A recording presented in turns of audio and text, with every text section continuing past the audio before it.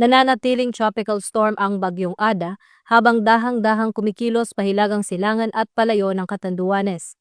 Huling namataan ang sentro nito bandang 140 kilometro, hilagang silangan ng Catanduanes na may lakas ng hangin na 75 kilometers per hour at bugso na hanggang 90 kilometers per hour.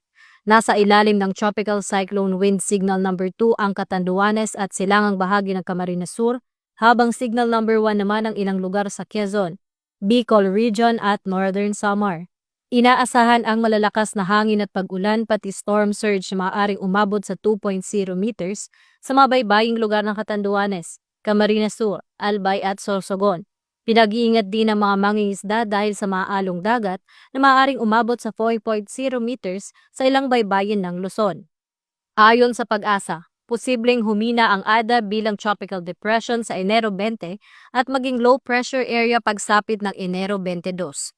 Kaya't patuloy na pinapayuhan ang publiko at mga lokal na pamahalaan na maghanda at sumunod sa mga abiso. Ito ang bagong PNP para sa bagong Pilipinas, serbisyong mabilis, tapat at nararamdaman.